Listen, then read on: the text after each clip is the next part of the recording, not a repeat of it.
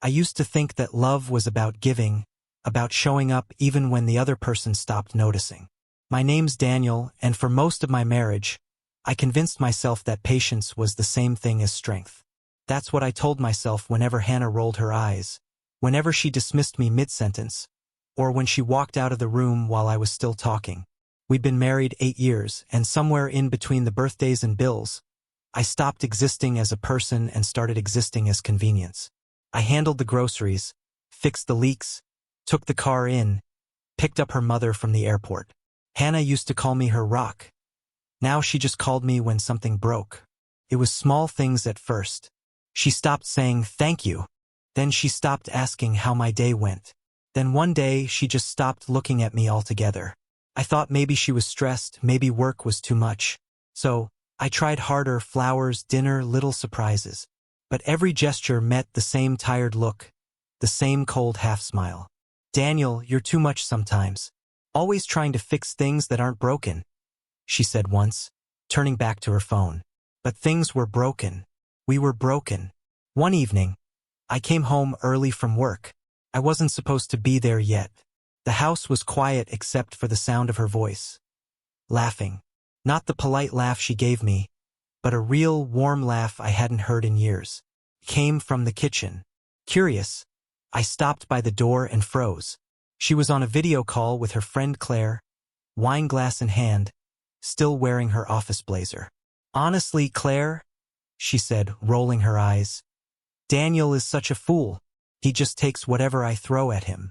I swear, he'd apologize if I burned down the house."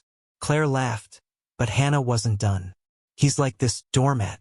I can walk all over him, and he still asks if my feet hurt." They both laughed again, louder this time, and I stood there, right behind her, listening to the woman I thought I knew mock the very love I'd built my life around. My stomach twisted, but I didn't say a word. I just watched her sip her wine, glowing in her cruelty, oblivious that her words were cutting through me like glass. When she hung up, I quietly backed away, heart pounding.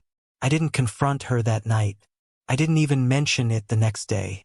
Instead, I started noticing more.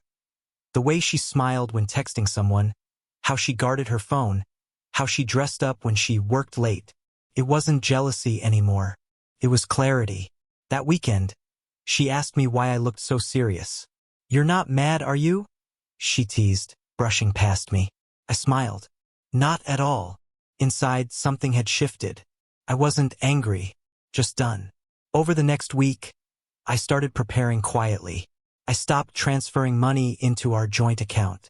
I copied important documents. I called a lawyer.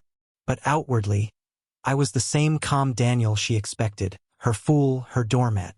Until the night everything changed.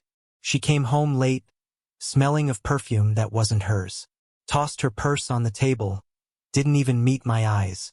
I said, "We need to talk." She sighed. "If this is about dinner again, Daniel, I'm tired." "No," I said, my voice steady. "It's about you calling me a fool." Her head snapped up. "What are you talking about?" "I heard you, Hannah," I said quietly. "Every word. You were laughing about me with Claire." Her face drained of color. "You heard that?" "Yes," I said. "And you were right about one thing. I was a fool." She blinked fast, her voice suddenly smaller. "Daniel, it was just a joke. Claire and I talk nonsense sometimes. You're taking it too seriously." I looked at her, really looked at her. The woman standing in front of me wasn't the same one I fell in love with. Her eyes were sharp, defensive, ready to twist words into excuses. "Right?" I said softly. "A joke. Except the punchline was my life." She folded her arms. "You're being dramatic." Maybe I was once. The version of me that used to beg for understanding, that used to wait for her affection like a starving man waiting for crumbs. That man was dramatic. But the man standing in front of her now was done pretending. "You don't have to worry about me being dramatic anymore," I said. "I just came to tell you I'm leaving." She frowned. "Leaving?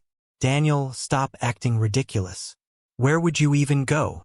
"Anywhere," I said. "Somewhere I don't have to apologize for loving someone." Her voice rose. You're overreacting. You can't just walk out because of one stupid conversation. I took a deep breath, calm as ever. No, Hannah. I'm walking out because of every conversation you didn't want to have. Because you stopped seeing me years ago, and I was too blind to notice. For a moment, she didn't know what to say. Her mouth opened, then closed. The silence between us stretched, heavy and final. I grabbed my bag. It had been packed since yesterday. She hadn't noticed. She never noticed much anymore. Daniel, wait, she said suddenly, her tone shifting from irritation to panic. You can't just… What about the bills, the mortgage, the car? I already transferred my share of the house to you, I interrupted. You can keep it. You always said it felt more like your home than ours. Her lips parted, but no sound came out.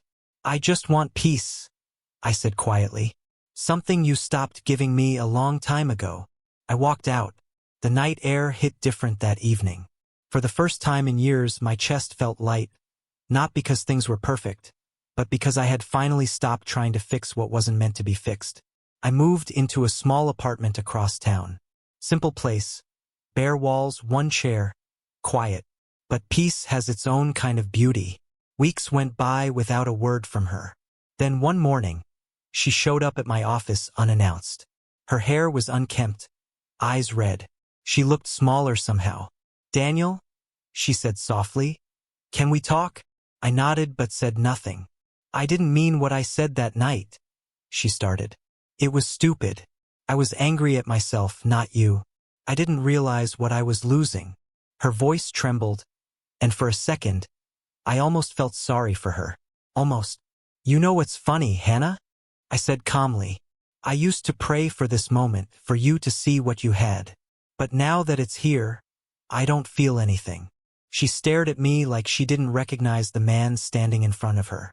I just want another chance, she whispered. I gave you 8 years of chances, I said gently. You called me a doormat, and you were right. I let you wipe your feet on every piece of kindness I had left. But I'm not that man anymore.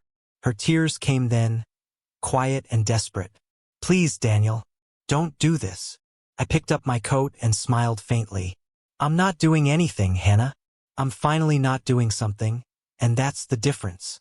I walked past her and didn't look back. That night, I sat alone in my apartment, phone buzzing with messages I didn't read. I made dinner for one, watched a movie I'd been meaning to see for years, and laughed at a scene that actually made me laugh. Felt foreign at first, then freeing. For the first time in forever, I wasn't someone's fool or fixer or afterthought. I was just me, and that was enough.